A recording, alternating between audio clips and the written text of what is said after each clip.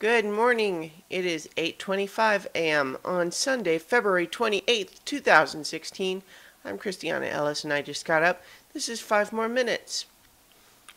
I apologize that I've got a cough drop in my mouth this morning. Oops. Whoops. I just dropped it on the floor. That's not how I planned this video to go.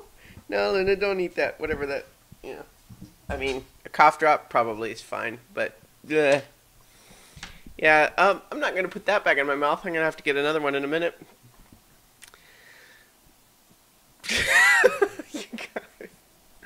Okay, yeah, I woke up with just a little bit of a sore throat this morning. I think I slept with maybe my mouth open or something, but, I guess I'm a little congested too, but I don't feel too bad, and I'm not sure I'm really coming down with something.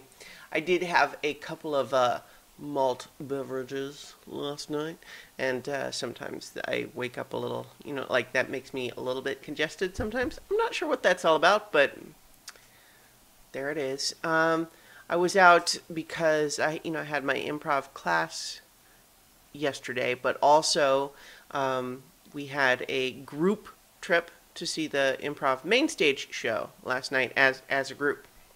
So we did, and a couple of beers / hard ciders were imbibed. It was good. These shows are always really funny, and then I'm not going to try to repeat any of the specific bits just because it's like explaining someone else's jokes. It's the definition of something you have that you had to be there. It's like to strip it of the actual context and delivery really removes most of the humor. But it was a good time. I had a good time. There's a lot of lessons that you can learn where, improv is tricky because, you're never doing something quite the same way twice, but you're looking for, not like, oh, that's how you do it, because your scene is going to be different. But you can just see examples of things that work, and you start trying to look for the underlying principles and just illustrations of how sometimes, for example, you'll be in a scene where like 3 people come out to start a scene, and then most of the actual scene ends up being a conversation between the other 2 people, and then as a third person you're kind of stuck out there not saying anything because you're not really directly involved in whatever that conversation was. That happens sometimes. But they had a bit, for example, where the other 2 improvisers realized after a bit that that's what was happening. And so they made a big dramatic point of saying, "You're not saying anything. What's going on with you? What are you thinking?" And then let's hear her inner thoughts. And then she just goes up there and she just starts making faces and still not saying anything. And it became this recurring gag throughout that character just doesn't ever talk, and it frustrates everybody else. And it was fun.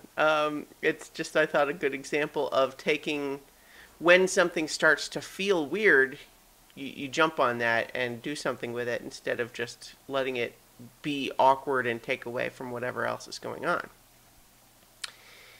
Anyway, I was also feeling a little stressed out yesterday just in terms of the various creative projects I've got going on, and I think it's a tricky balance. It's something I've been thinking about because, of course, doing the daily writing of Phyllis Esposito is difficult. It's been hard to make time for. I'm succeeding so far, but that has required a conscious investment of time, and especially that's something that's not insignificant. When you start doing something, even if it just takes, say, an hour a day, that's an hour a day that just has to be taken away from something else that you would have been doing instead, right? And that can start to feel stressful, even if when you consider all the priorities, you still consider it to be more important. And I do in this case, But when that starts to feel a little stressful, it's worth asking the question of, or acknowledging that there's a balance, right? Because it's true that it is possible to take on too much stuff and end up burning yourself out.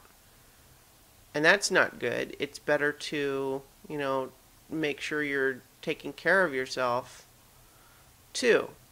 But it's also true that sometimes a little bit of stress is just the price you pay for accomplishing something greater, and it's worth it. You know what I mean? It's like it's a little bit stressful because it's hard, but that doesn't mean you shouldn't do it.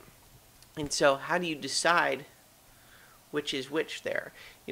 What is the instinct for self-care urging you to take a break so you don't burn out versus the idea that you are used to not working so hard, and so making the change is a difficult adjustment. I'm not sure where I'm at right now. I'm certainly going to keep working on it, but it's something I'm just thinking about a little bit as a proactive way. Just because yesterday, for example, was just like I hadn't quite finished my writing for today's installment when I had to go to the show, and then it's like, oh man, now I'm going to have to do it later, and it becomes this underlying stress. I'm fine. I'm just thinking about these things. Anyway, I will talk to you guys tomorrow for 5 more minutes.